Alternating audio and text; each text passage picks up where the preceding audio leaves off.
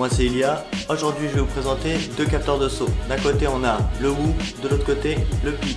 Si vous ne savez pas encore ce que c'est qu'un capteur de saut, ou que vous vous demandez lequel vous allez acheter, ou tout simplement vous voulez savoir lequel va vous faire sauter le plus haut, je vous invite à regarder cette vidéo. Je vais vous présenter les produits, les deux applications, également un comparatif de saut, et je vais vous donner les avantages et les inconvénients de chaque produit. Allez, on regarde ça tout de suite. D'un côté, on a le capteur WOO, sorti l'été 2015 par la société WOO Sport. C'est un capteur conçu pour enregistrer les sauts réalisés en kitesurf. Il permet de connaître la hauteur du saut, la durée du saut, également la force de réception à l'atterrissage calculée en G. Il y a également un mode freestyle avec la WOO 2.0 qui permet de connaître le saut réalisé et d'obtenir un score. Il analyse grâce à un algorithme les données de 9 axes simultanément. Il est équipé d'une connexion Bluetooth pour pouvoir transférer les données sur application Apple ou sur application Android. Et de l'autre côté, on a le capteur PIC, sorti en juillet 2016 et développé par PIC, une start-up française qui s'est associée avec North Kiteboarding pour adapter son capteur au kitesurf, car le capteur fonctionne déjà sur d'autres sports. Il enregistre toutes les informations des sauts.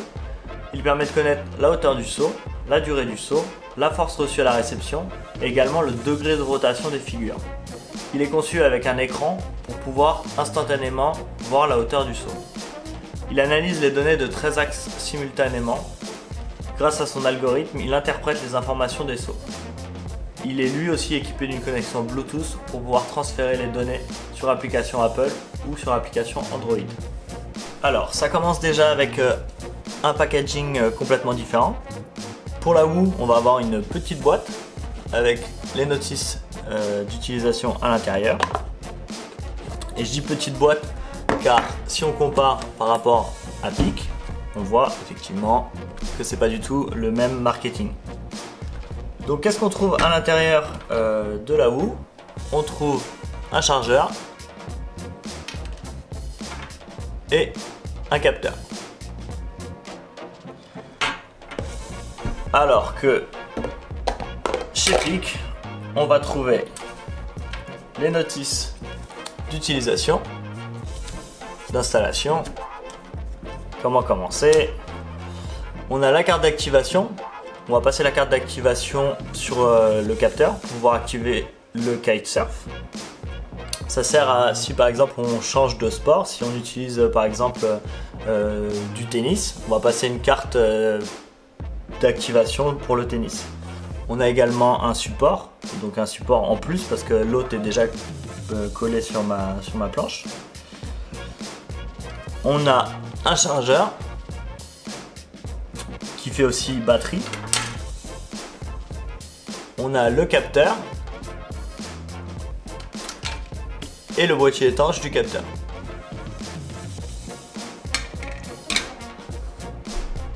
Alors, comment tout cela fonctionne? On a le capteur WOO, c'est un capteur étanche qui se fixera sur la planche via un support. Il est composé d'une seule diode qui est soit verte soit rouge. C'est très minimaliste. Il clignote rouge quand il enregistre et vert quand il est en attente.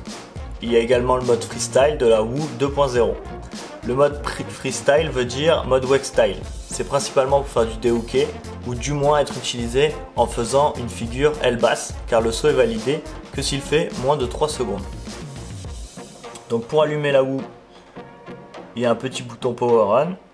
Donc là on voit que c'est en attente. On rappuie une deuxième fois, ça enregistre la session. On rappuie, il est en attente une nouvelle fois. Si on veut changer de mode, là on était en mode big air, si on veut passer en mode freestyle, on rappuie sur le bouton pendant 5 secondes. Et quand il clignote 2 fois de suite, ça veut dire qu'on est en mode freestyle. Donc on appuie dessus, il enregistre, il clignote 2 fois. Pour éteindre, c'est la même chose. Et pour repasser en mode big air, on rappuie 5 secondes. Et nous voilà en mode big air. Et donc pour l'éteindre, on appuie 3 secondes. Et c'est éteint. Pour le recharger, on a le chargeur avec les petits connecteurs ici. On met les connecteurs à l'intérieur et on n'a plus qu'à brancher sur une prise USB ou sur un ordinateur. Pour le capteur PIC, il est plat, il a un écran dessus. Donc le capteur est déjà étanche, mais il est à mettre dans un boîtier de protection. Donc je pense qu'ils ont voulu rajouter un peu plus d'étanchéité et de résistance au choc, mais surtout protéger l'oxydation des circuits imprimés. Donc ces petits circuits là qu'on retrouve sur la houe également, et en fait si on nettoie pas bien la houe, ces connecteurs ont tendance à s'oxyder et provoquer un dysfonctionnement. Donc c'est pour ça, je pense qu'ils ont voulu le mettre dans son boîtier étanche. On le met, on ferme et on est prêt à l'installer sur le support de la planche. Donc il fonctionne comment? On appuie sur le petit bouton, on a l'écran qui s'allume avec un message personnalisé, donc là ça dit univers kite mais on peut le modifier. On voit le sport que l'on va commencer, donc kiteboarding. Go, et là on est prêt pour aller rider. Quand on voit les diodes se déplacer, ça veut dire qu'on est en train d'enregistrer la session. C'est le grand plus avec la PIC, c'est la possibilité de voir les sauts instantanément après l'avoir effectué. Une fois le saut effectué, la hauteur s'affiche dès la réception pendant quelques secondes, et si vous loupez ce timing, il vous suffit d'appuyer sur le bouton à nouveau pour le voir s'afficher. Vous pourrez régler avec l'application la hauteur à partir de laquelle vous voulez que l'afficheur se mette en route. Si vous réglez par exemple 5 mètres, il n'affichera sur l'écran que les sauts au-dessus de 5 mètres. Alors pour le chargeur de la PIC, ils ont conçu un chargeur USB mais avec batterie intégrée, ce qui permet de recharger la PIC mais également la batterie en même temps pour par la suite pouvoir recharger sa PIC 3 fois sans besoin de la reconnecter à une prise. Donc on insère le PIC dans ce sens là, et donc on voit les 3 petits points, c'est à dire qu'on peut le recharger 3 fois de suite, et on le branche sur un ordinateur ou sur un chargeur USB. Donc pour l'installation des capteurs, il faut bien penser à installer les capteurs au centre de la planche. Donc vous avez plus d'indications dans les manuels d'installation. Donc pour la PIC, important, bien placer le support pour pouvoir avoir l'écran face à nous, pour pouvoir lire la hauteur du saut une fois le saut effectué.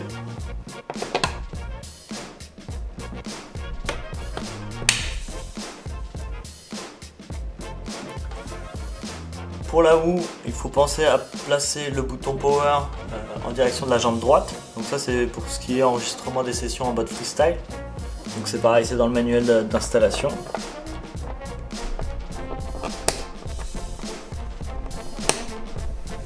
Et on est prêt à aller rider. Pour l'application de la PIC, je visualise mon profil avec la hauteur totale de mes sauts, le nombre total de sauts effectués, le hang time, c'est-à-dire le temps total passé en l'air et le temps passé à rider avec la PIC. Je peux voir mes records avec le saut le plus haut, le meilleur PIC score réalisé en une seule session, le meilleur hang time et l'atterrissage le plus doux.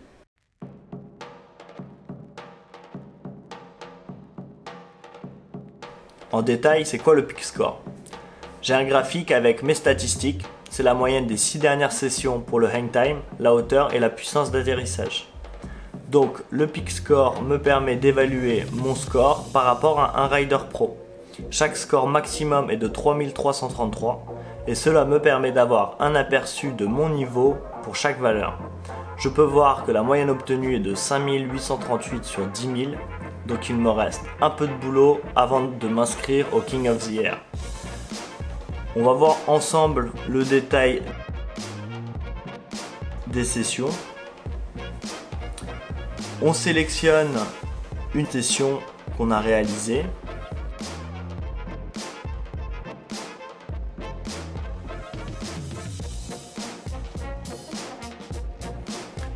Une fois dans la session, on peut voir la durée totale de la session, le nombre de sauts réalisés, le meilleur PIC score, le plus haut saut et le meilleur hang time.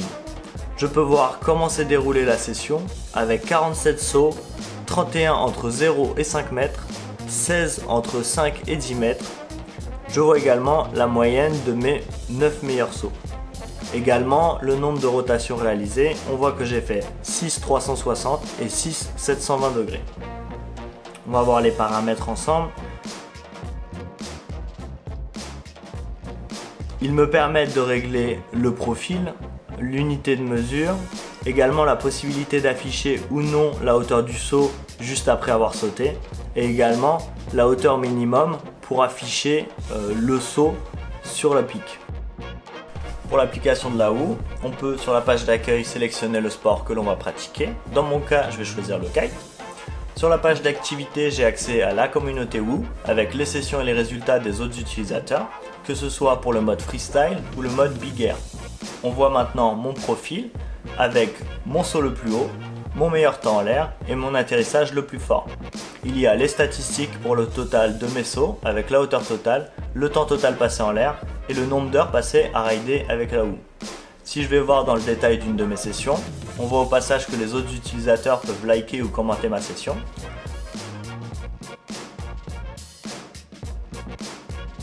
On retrouve toujours les mêmes informations, mais je peux en plus voir le leaderboard, c'est-à-dire mon classement par rapport aux autres riders sur ce spot. Je sélectionne le classement avec toutes les sessions enregistrées sur le spot, et comme cela, je peux voir que je suis classé 8 sur 21 au niveau de la hauteur.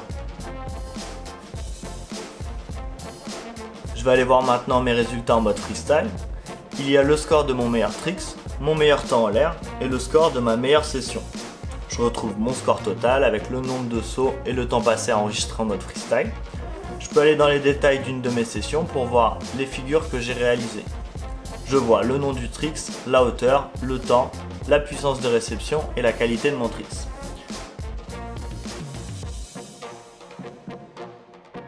On peut retrouver tous les spots référencés dans l'application pour voir notre classement sur tous les spots.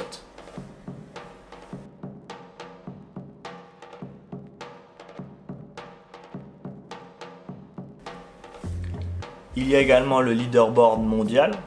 Je vois ma position pour cette année pour le mode freestyle et je peux voir ma position pour le mode big air. Donc on voit que je suis 644 sur 1567.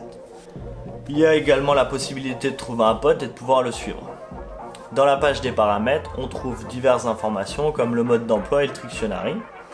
Le Trictionary va nous permettre de comprendre la notation des différents tricks en mode freestyle. Et que ce soit pour la pique ou pour la houe, vous recevez votre classement mondial le soir par email. Je vous ai préparé un comparatif à la sauce Excel des deux sessions réalisées avec les capteurs. Je vous inviterai à faire pause sur la vidéo pour regarder les détails des graphiques. Vous pouvez également les retrouver sur univerkite.fr. Je vous ai mis les résultats que j'ai obtenus pour la hauteur, le hang time et la force de réception. Les données de la pique sont en rouge, les données de la houe sont en bleu. Avec à gauche la hauteur du saut, le temps ou la force et en bas le numéro du saut. Les résultats ne sont pas des calculs scientifiques, j'ai juste rapporté les résultats obtenus sur l'application. Les graphiques ne nous permettent pas de dire lequel est le plus précis, mais on se rend compte que les capteurs nous donnent plutôt des résultats similaires dans l'ensemble. Mais il existe des fois des différences de plus d'1 mètre pour les hauteurs des sauts. Donc si vous essayez de vous comparer avec un pote, je vous invite à mettre au moins 2 mètres de différence pour que cela compte. Donc pour les plus, il existe chez vous la possibilité d'éditer ces vidéos pour afficher les informations des sauts et pour par la suite les partager avec sa communauté. Ce qui est dommage, c'est que pour le moment le logiciel est uniquement disponible sur Mac. Aujourd'hui la houe est utilisable pour le kite, le wake, le snow et le ski. Ce qu'il faut retenir chez houe, c'est un capteur qui a de l'expérience et qui a pas mal évolué depuis ses débuts, que ce soit au niveau du logiciel interne, de la fixation à la planche ou avec très récemment la sortie d'un boîtier de protection. L'application est elle aussi en constante évolution avec une mise à jour très récente. L'application est très orientée réseaux sociaux avec déjà une large communauté d'utilisateurs. La possibilité de voir les meilleurs de la communauté et notre classement par rapport à eux apporte quand même un petit plus. La houe est pour le moment très orientée sport de glisse. Et de son côté, Peak a développé son capteur pour le kite, le ski, le tennis, la boxe et le golf.